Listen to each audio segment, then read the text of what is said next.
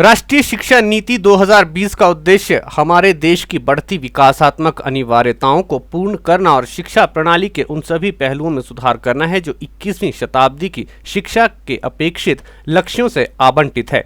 ये बात मुख्यमंत्री जयराम ठाकुर ने शिमला से वैक्सपो इंडिया 2020 द्वारा राष्ट्रीय शिक्षा नीति पर कर्नाटक में आयोजित भारत के सबसे बड़े वर्चुअल शिक्षा वेबिनार को संबोधित करते हुए कही। मुख्यमंत्री ने कहा कि राष्ट्रीय शिक्षा नीति भारतीय लोकाचार पर आधारित शिक्षा प्रणाली की परिकल्पना करती है।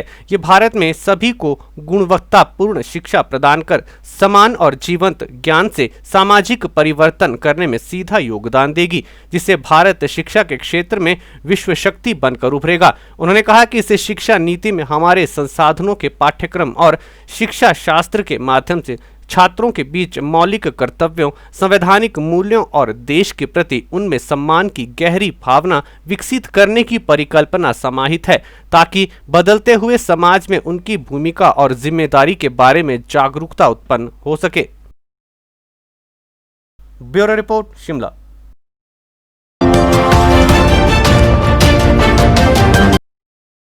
मुख्यमंत्री जयराम ठाकुर ने शिमला में राज्य सरकार के वरिष्ठ अधिकारियों के साथ आयोजित बैठक की अध्यक्षता की। इस अवसर पर उन्होंने कहा कि होम आइसोलेशन के तहत कोविड-19 मरीजों को उनके स्वास्थ्य की आवश्यकता अनुसार उपचार के लिए स्वास्थ्य संस्थानों में स्थानांतरित के लिए चिन्हित सामुदायिक स्वास्थ्य केंद्रों में समर्पित वाहन प्रदान किए जाएंगे। मुख्यमंत्री ने कहा कि यह अनुभव किया जा रहा था कि यदि घर पर उपचाराधीन कोविड-19 मरीज को उपचार के लिए अस्पताल स्थानांतरित करने की आवश्यकता होती है तो उन्हें अस्पताल तक जाने के लिए उचित वाहन प्राप्त करने में कठिनाई हो सकती है। उन्होंने कहा कि इन वाहनों में ड्राइवर केबिन को पिछली सीट से अलग करने के लिए फाइबर ग्लास लगाया जाएगा। उन्होंने कहा कि इससे मरीजों विशेषकर ग्रामीण क्षेत्रों में बहुत सुविधाएं प्रदान होंगी। उन्होंने कहा कि मरीजों की सुविधाओं के लिए ऐसे हर संस्थान में 2 वाहन प्रदान किए जाएंगे। उन्होंने कहा कि इसके अतिरिक्त आपातकालीन सेवाओं को और सुदृढ़ करने के लिए जिलों के संस्थानों से 30 वाहन प्रदान किए गए हैं।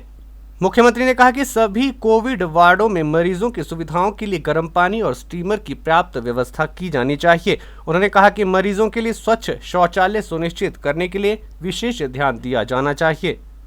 वहीं इस मौके पर स्वास्थ्य मंत्री डॉक्टर राजीव सैजल ने भी अपने बहुमूल्य सुझाव दिए। Bureau report, Shimla.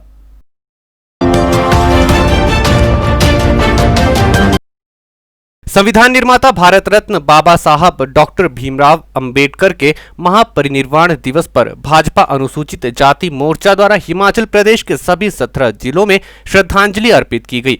इसी के चलते भाजपा मुख्यालय दीपकमल शिमला में भी एक कार्यक्रम का आयोजन किया गया। इस कार्यक्रम में भाजपा प्रदेश सचिव पायल वैद्य, प्रदेश कार्यालय सचिव प्यार सिंह कंवर, प्रशिक्षण प्रकोष्ठ के संयोजक राजपाल सिंह, प्रदेश सह मीडिया प्रभारी करण नंदा, शिमला की महापौर सत्या कौंडल और पार्षद भी मौजूद रहे।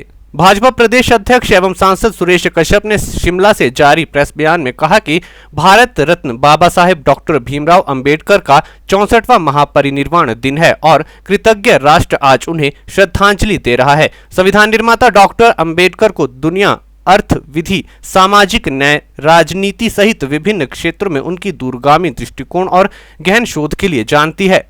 उन्होंने कहा कि एक भविष्योन्मुखी व सर्वसमावेशी संविधान देकर देश में प्रगति, समृद्धि और समानता का मार्ग प्रशस्त करने वाले बाबा साहेब के महापरिनिर्वाण दिवस पर उन्हें कोटि कोटि नमन।